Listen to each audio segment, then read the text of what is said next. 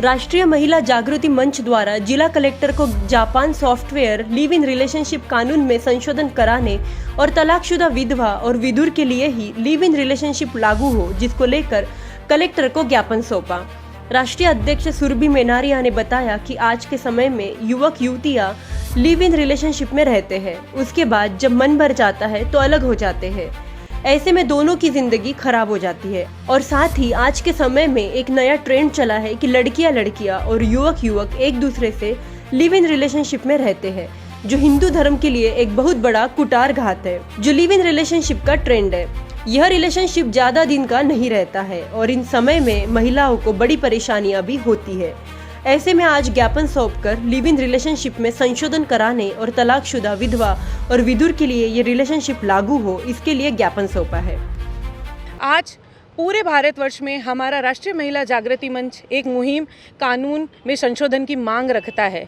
Live in relationship पाश्चात्य संस्कृति की वो एक बोलना चाहेगा एक ऐसा कीटाणु जो हमारे भारतीय संस्कृति को अंदर से खा रहा है।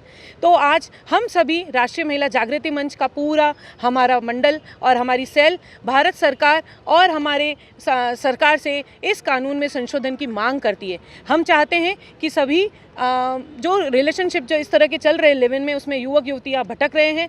सबसे पहले हमारा हिंदू विवाह अधिनियम जो एक ही पत्नी की मान्यता रखता है, उस कानून का एक तरह से देखा जाए तो कहीं ना कहीं कुठाराघात हो रहा है। सो हम सभी आज बहनें भारतवर्ष में सभी अब एक अपील करना चाहती हैं कि इस कानून के अंदर संशोधन किया जाए। विधवा या विधुर या तलाकशुदा लोग लिव इन में रहें, परंतु एक विवाहित व्यक्ति या विवाहित औरत लिव इन रिलेशनशिप में बिल्कुल नहीं पड़े, क्योंकि ये हमारी युवक युवतियाँ और परिवारों का त्रास हो रहा है।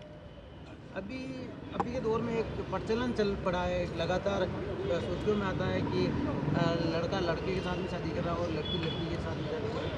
क्या ये हिंदू धर्म के साथ कुठाराघात तो नहीं है? बिल्कुल, हम भारत संस्कृति जो सनातन धर्म हमारा जो चला आ रहा है वो हमारा, क्योंकि हम विश्व गुरु की आज कगार पर हैं और इस तरह की जो चीज़ें हैं वो सिर्फ और सिर्फ पाश्चात्य संस्कृति की गरिमा बढ़ाते होंगे, हमारे भारत की संस्कृति में कभी नहीं था। तो हम सभी लिव इन रिलेशनशिप के साथ भी पुरुष पुरुष या महिला महिला के इस तरह के जो संबंध होते हैं उनका हम घोर विरोध करते हैं।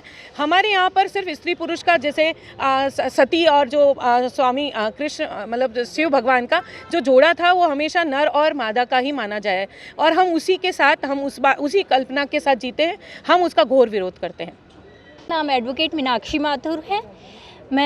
मैंने आज राष्ट्रीय जागृति मंच की ओर से कलेक्टर साहब को यह ज्ञापन दिया है कि जो हमारे भारतीय संस्कृति के खिलाफ कानून बनाया गया है लिव इन रिलेशनशिप में रहने का, जिसे मान्यता दिए, इस कानून को बदलने की आवश्यकता है। वर्तमान परिवेश में युवक युवती यंग जनरेशन एक साथ रहते हैं, फिर उनको दोनों साथ में रहते हैं, कई दिनों तक तो साथ में रह लेते हैं वो खुशी खुशी। उसके बाद जब वो एक दूसरे से मन भर जाता है तो वो एक दूसरे से सेपरेट हो जाते हैं। सबसे ज़्यादा असर पड़ता है महिलाओं की स्थिति पे, महिलाओं की लाइफ पे असर पड़ता है इस चीज़ का। यदि वो प्रेग्नेंट हो जाती है या अलग हो जाते हैं, उनके साथी उनसे अलग हो जाते हैं, उनकी जिम्मेदारी नहीं लेते हैं, क्योंकि लिव इन रिलेशनशिप में हम कानूनी रूप से किसी के ऊपर कोई जिम्मेदारी भी नहीं सौंप सकते कि वो लिव इन में रह रहे तो इसका खर्चा उठाएगा या सामाजिक स्तर पर इसे मान्यता मिलेगी। तो इस तरह की कोई मान्यता नहीं होने की वजह से स्त्रियों को सबसे ज़्यादा भुगतना पड़ता है। इसलिए हम इस कानून का विरोध करते हैं। इस कानून के विरोध और बदलाव के लिए हमने आज कलेक्टर साहब को ज्ञापन दिया है। हम उनसे यही उम्मीद करते हैं कि उस कानून में सुधार लाने का पूरा प्रयास करें।